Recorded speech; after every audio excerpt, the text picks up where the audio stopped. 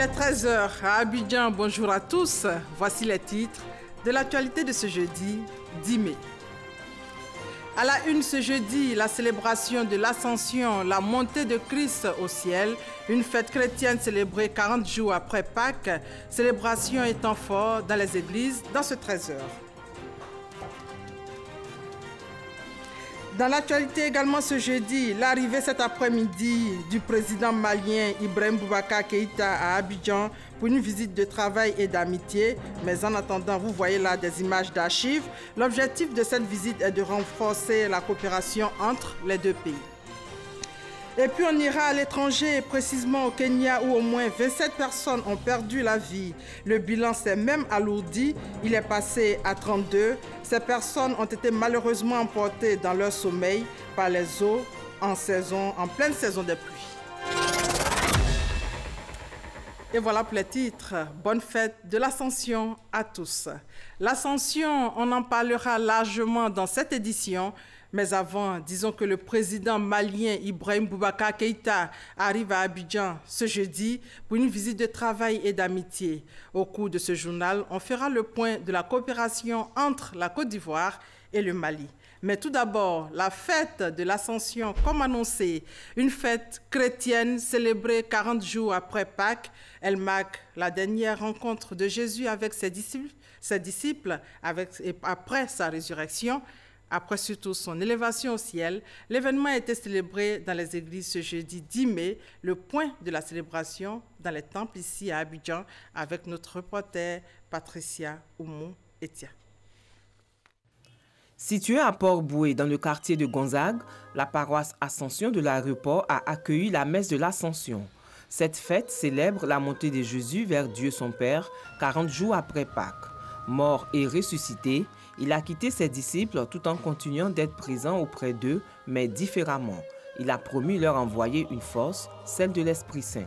Il monte avec toutes nos peines, vraiment tous nos problèmes, afin qu'il sera plus visible à nos yeux. Mais là maintenant, on sait qu'il est au ciel et qu'il peut tout faire pour nous. Dieu reste fidèle en nous ayant donné son Fils unique Jésus-Christ, qui nous promet le Saint-Esprit. Le Saint-Esprit viendra véritablement pour que nous soyons des témoins dans ce monde. Célébré à Saint-Albert-le-Grand, dans la commune de Cocody, le curé explique que l'Ascension est un envoi en mission adressé aux apôtres comme aux hommes de tout temps.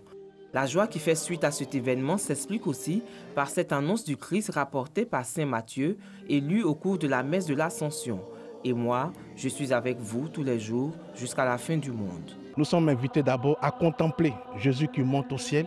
Ensuite, nous sommes invités à pouvoir nous approprier l'ascension dans le quotidien de notre vie. L'ascension fait penser à idée d'élévation, à idée de montée. C'est le rappel que nous aussi, à la fin de notre parcours terrestre, nous devons faire cette montée. Mais en nous appropriant cette ascension, chacun de nous doit vivre en fonction des réalités du ciel. L'Ascension est célébrée 40 jours après Pâques dans la tradition et la foi chrétienne. Elle marque l'élévation au ciel de Jésus après sa résurrection et la fin de sa présence terrestre. Son départ symbolise un nouveau mode de présence, à la fois tout intérieur, universel et hors du temps, car le Christ reste présent dans les sacrements et tout particulièrement celui de l'Eucharistie. L'Ascension annonce également la venue du Saint-Esprit 10 jours plus tard et la formation de l'Église à l'occasion de la fête de la Pentecôte. À Boaké, les fidèles ont aussi célébré la montée du Christ à la paroisse Saint-Pierre de Nimbo de Boaké. Le curé a invité les fidèles au pardon, gage d'une cohésion sociale. Reportage Hassan Khan, commentaire Kader Sogodogo.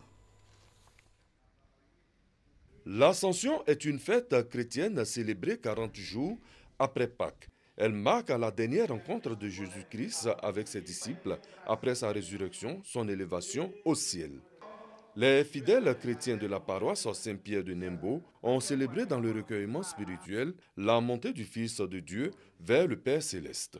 Pour l'occasion, le célébrant du jour a invité les chrétiens au pardon. Que les chrétiens croient au baptême qu'ils ont reçu et qu'ils sachent que ce baptême n'est efficace que lorsque eux-mêmes ils se mettent en route pour faire travailler l'Esprit Saint qui habite en eux. Le pardon, une notion partagée par les fidèles en ce jour de l'Ascension. Ce jour est un jour de joie qui marque l'ascension de notre Seigneur au ciel, afin que l'Esprit Saint puisse descendre sur chacun de nous et que cet esprit puisse révéler au fond de chacun de nous ce qu'il a enfoui. Aimer ses frères et sœurs, c'est déjà parler de Dieu, parce que l'amour vient de Dieu. S'il y a un frère qui est venu, qui a attendu quelque chose de moi, ou bien aller dire à une autre camarade, une autre personne, mais si j'apprends ça, vraiment je dois prendre mon calme, de ne pas aller tout à l'heure faire palabre cette personne, puisque c'est ma soeur aussi. Après la célébration de l'Ascension, va suivre celle de la Pentecôte que les fidèles chrétiens de Bouaké attendent avec beaucoup d'impatience. Célébration de l'Ascension, quel est le sens de cette fête? Suivons ce reportage de Grace Kando pour mieux comprendre. L'Ascension est l'élévation de Jésus au ciel 40 jours après sa résurrection. Il siège désormais à la droite du Père et partage également sa gloire.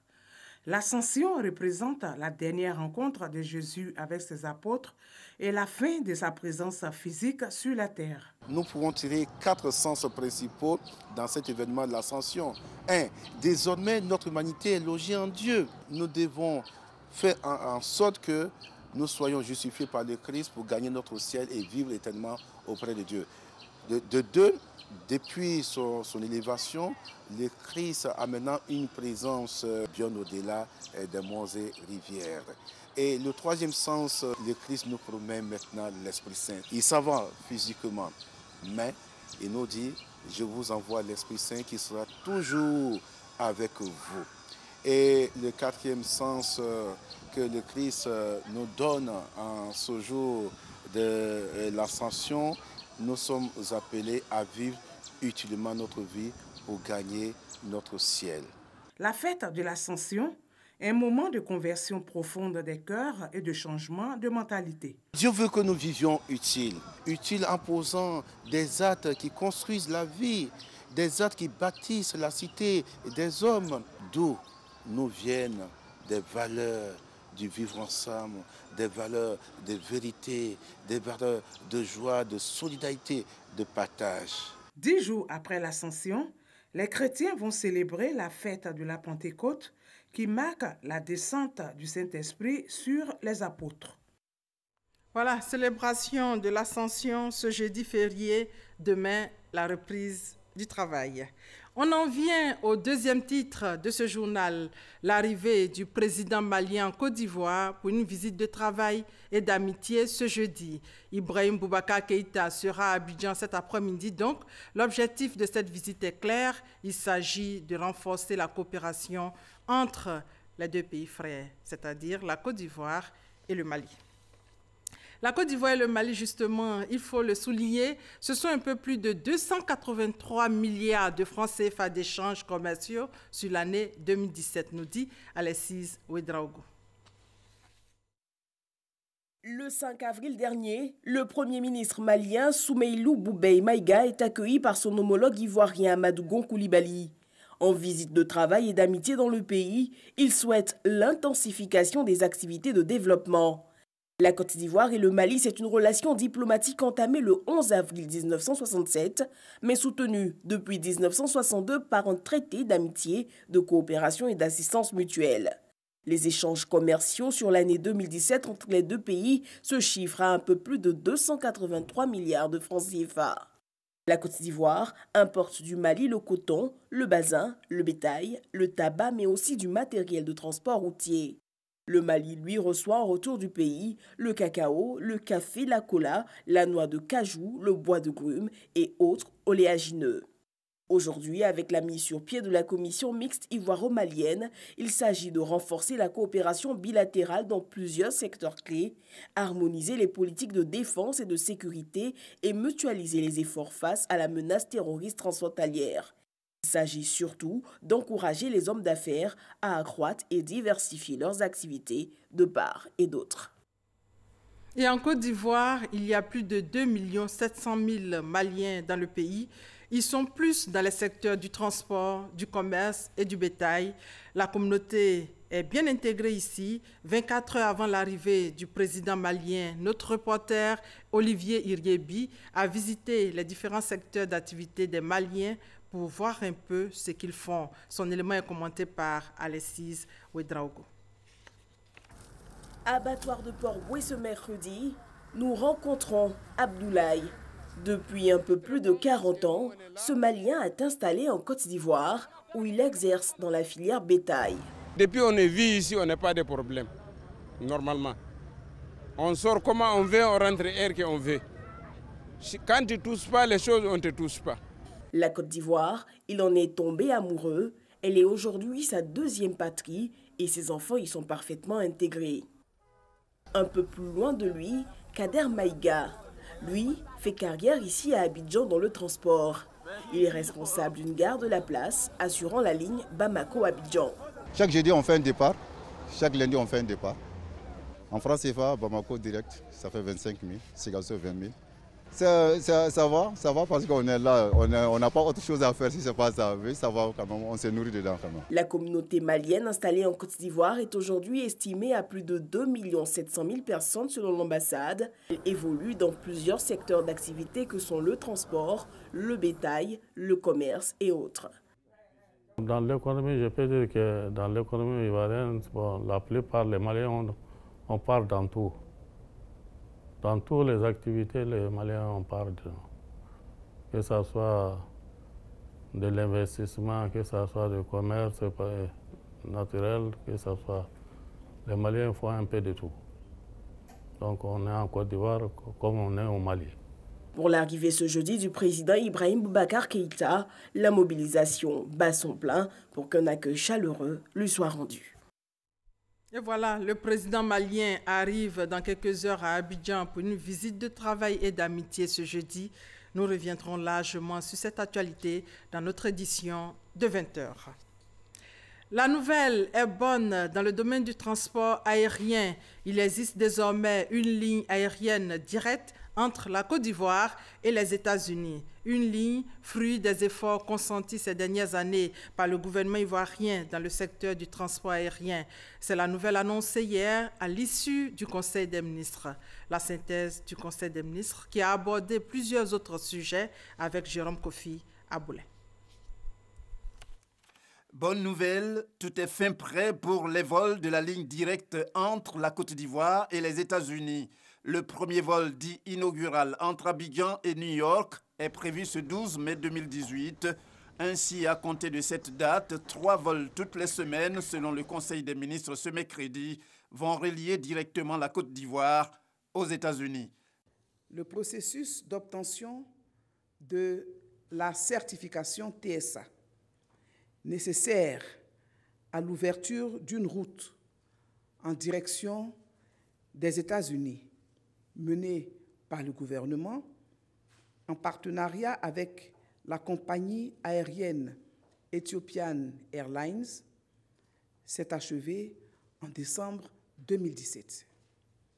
Ainsi, un protocole d'ouverture et d'exploitation de la liaison aérienne Abidjan-New York a été signé entre les parties.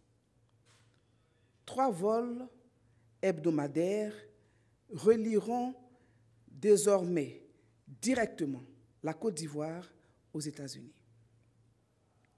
Le vol inaugural de la ligne directe Côte d'Ivoire-États-Unis d'Amérique est prévu ce 12 mai 2018 et aura à son bord une délégation ivoirienne qui sera conduite par le ministre des Transports. Le Conseil a aussi planché sur la problématique de l'emploi des personnes en situation de handicap et pris des mesures quant à leur insertion professionnelle, surtout au niveau du secteur privé. Ce décret détermine, en application du Code du travail, les conditions et les modalités d'accès des personnes en situation de handicap à l'emploi dans le secteur privé. Il précise la définition de la notion de personne en situation de handicap et fixe les obligations des employeurs vis-à-vis de ces personnes vulnérables en vue de faciliter leur insertion professionnelle. Saisissant l'occasion de cette séance, le porte-parole adjoint du gouvernement est revenu sur la situation de certains occupants des logements Sikoji de Cocody Danga. En réalité, le contrat qui lie ou qui liait la Sikoji à ses familles est un contrat de location. Et il se trouve que ces familles avaient demandé à la Sikoji de transformer ces contrats de location en contrats de vente. Ce que la Sikoji a refusé. Mais la Sikoji, au-delà de ce refus, a proposé à ces ménages des mesures d'accompagnement. Sur les 77 familles concernées, 44 ont accepté les mesures d'accompagnement de la Sikoji. Quelles étaient ces mesures d'accompagnement? Chacune de ces 44 familles a reçu la somme de 1 million de francs CFA qui comprenait donc des frais pour le déménagement, les frais liés à l'abonnement eau et électricité, également des frais pour la caution et les loyers d'avance. Les 44 familles qui ont accepté ont pu se reloger. Les 33 autres ont refusé le protocole qui leur a été proposé par la Sikoji et ont saisi les juridictions compétentes. Les procédures judiciaires donc ont connu leur parcours jusqu'à la Cour suprême qui, en janvier dernier, a tranché en faveur de la Sikoji, la Cour suprême ayant estimé que la Sikoji était dans son droit. C'est donc en exécution de cette décision de justice que la Sikoji a procédé donc au déguerpissement. D'autres informations importantes également données par le Conseil, notamment celles relatives à la révision de la liste électorale. Pour plus de précision, les collectes des informations dans les centres d'enrôlement se dérouleront du 17 au 24 juin 2018. Par ailleurs, au chapitre des divers, à retenir le calendrier de la prochaine visite d'amitié et de travail du président de la République du Mali, Ibrahim Boubacar Keïta, en Côte d'Ivoire. Une visite de 48 heures du chef de l'État malien sur le sol ivoirien à compter de ce jeudi 10 mai 2018. C'est terminé. L'opération de réidentification des abonnés de téléphonie mobile a pris fin le 30 avril dernier. Bilan, 20 millions d'abonnés recensés, soit 70% de la clientèle. Sur 32 millions d'abonnés mobiles, plus de 10 millions pas encore identifiés. Le processus de résiliation sera enclenché le 11 juillet 2018, mais déjà à partir du 11 mai prochain, aucun retardataire ne pourra émettre d'appel à partir de son numéro. Le point avec Lanciné Bakayoko.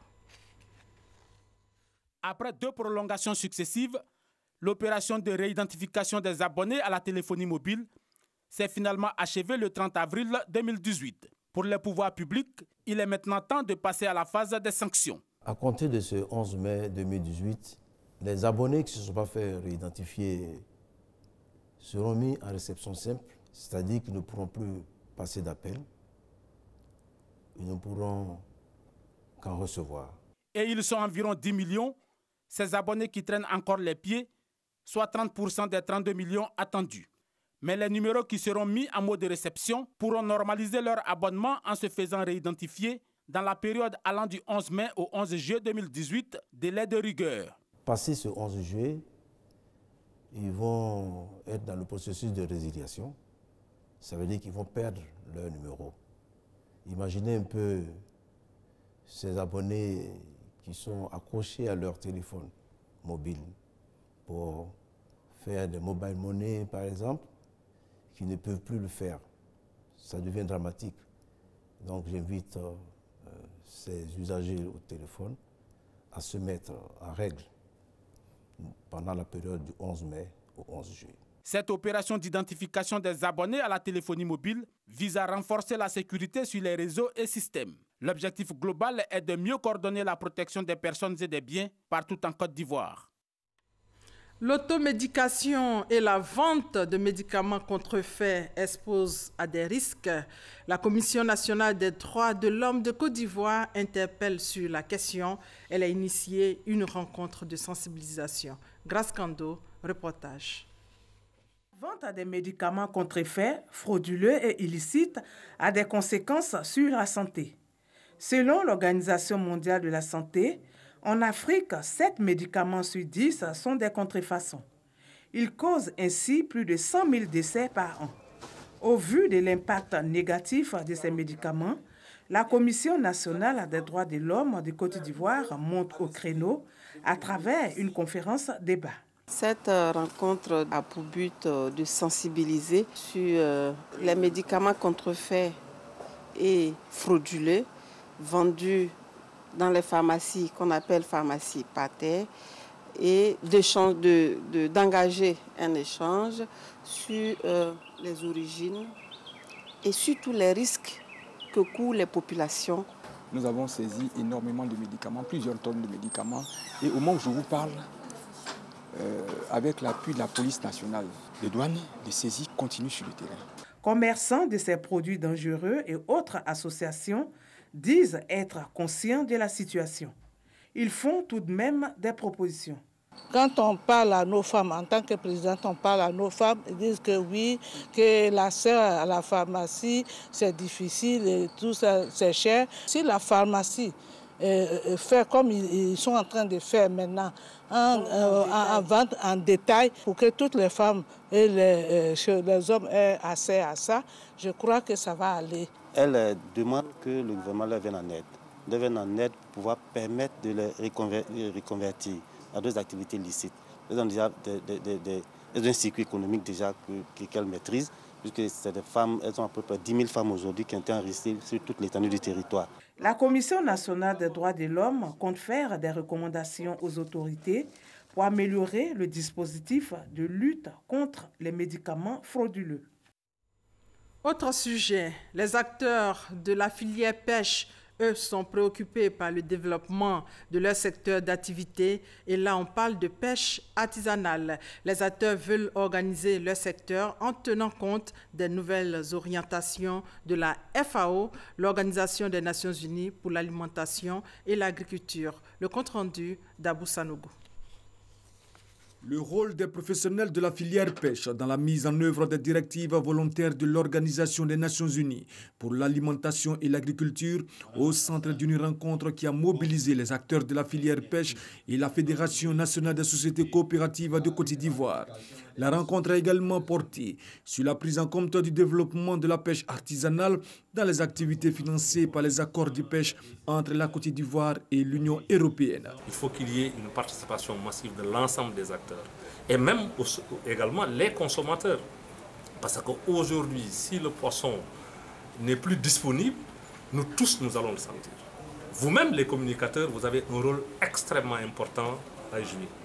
C'est pour cela que nous nous félicitons de la tenue de cet atelier. Par ailleurs, le développement durable de la pêche artisanale se heurte, selon la Confédération africaine des organisations professionnelles de la pêche artisanale, à de nombreux obstacles. Malgré cela, le secteur de la pêche artisanale joue un rôle important dans la lutte contre la pauvreté, au dire du directeur de cabinet du ministère des Ressources animales et halieutiques. Notre département ministériel se tient à leur côté pour les aider à être responsables, pour les aider à maîtriser leur filière, pour les aider à moderniser leur filière, pour les aider à gérer leur filière, pour que ça soit rentable, pour que ça soit quelque chose qui permette de nourrir véritablement ces acteurs. Deux thèmes ont été abordés lors de cette rencontre: les directives de la FAO et les accords de pêche entre la Côte d'Ivoire et l'Union européenne. Et dans la même veine, Abidjan accueille un événement de partage d'expériences qui a pour objectif d'assurer la sécurité alimentaire sur le continent. L'événement réunit 5 continents donc. Pour les participants, la sécurité alimentaire passe obligatoirement par une bonne politique d'autonomisation de la femme. Mamadou Kwasi pour plus de détails. Au Burkina Faso, Le nombre de personnes menacées de famine suite à la mauvaise campagne agricole a atteint aujourd'hui 2,5 millions. La mauvaise pluviométrie et l'action des ravageurs sont les causes de cette situation. Mais le Burkina Faso n'est pas le seul sur le continent. Nombreux sont ces pays touchés par cette crise. D'où la rencontre à Abidjan de Learning Events de CARE International, un événement de partage d'expériences et d'apprentissage. Il s'agit pour ces participants venus de tous les continents de faire le diagnostic de la situation et d'apporter des solutions. 800 millions de personnes dans le monde se couchent le soir en ayant faim. Cette situation critique n'est pas due au fait que le monde ne produit pas assez de vivres, mais bien plutôt à une injustice globale, notamment vis-à-vis des femmes et de leur faible accès à la terre, aux marchés qui ne sont pas accessibles aux plus pauvres, au changement climatique. L'autonomisation de la femme à travers son implication dans l'agriculture constitue l'une des solutions que propose CARE International. L'autonomisation, c'est on cherche que les femmes et les hommes puissent travailler ensemble pour améliorer la situation de leur famille.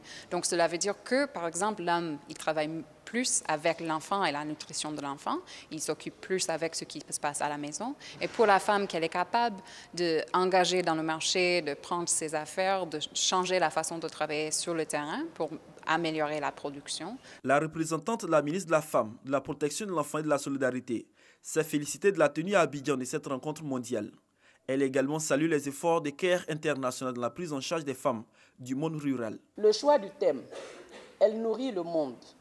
Les femmes dans l'agriculture constituent à la fois un hommage parfait à la contribution des femmes dans notre pays.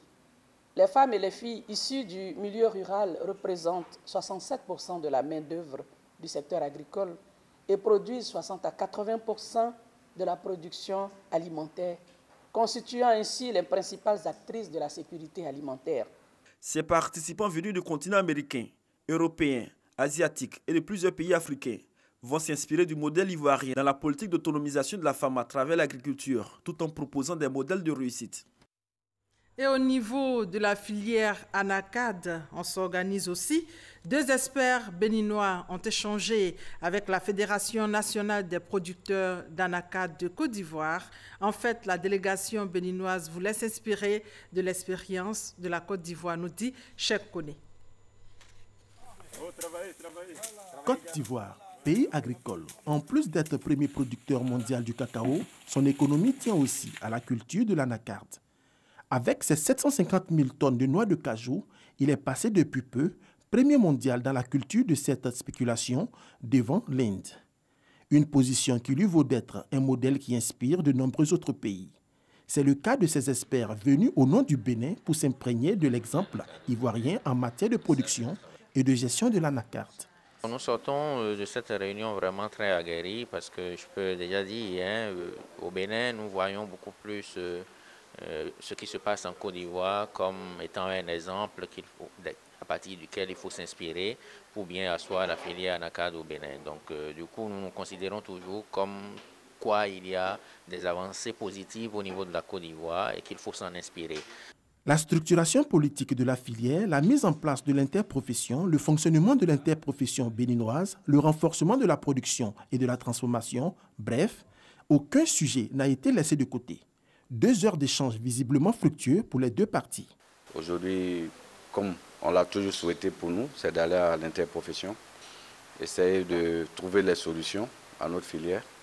Et comme ça a été dit, avec les collaborateurs venus du Bénin, c'est de trouver les solutions idoines pour notre fédération, pour tous les acteurs de la filière ivoirienne. Rappelons que la FENAPACI, la Fédération nationale des producteurs d'anacarde de Côte d'Ivoire, qui reçoit la délégation béninoise, est une plateforme qui compte 352 coopératives. Seul interlocuteur de l'État de Côte d'Ivoire depuis 2017, elle œuvre pour l'intérêt de la culture du cajou et pour l'amélioration des conditions de vie des producteurs. Hors de nos frontières, la rupture d'un barrage dans le centre du Kenya hier soir a causé la mort d'au moins 32 personnes.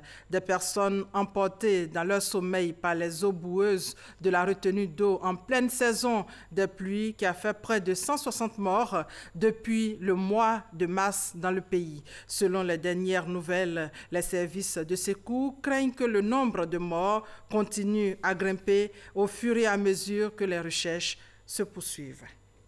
Et puis pour terminer, le président malien arrive donc cet après-midi à Abidjan pour une visite de travail et d'amitié.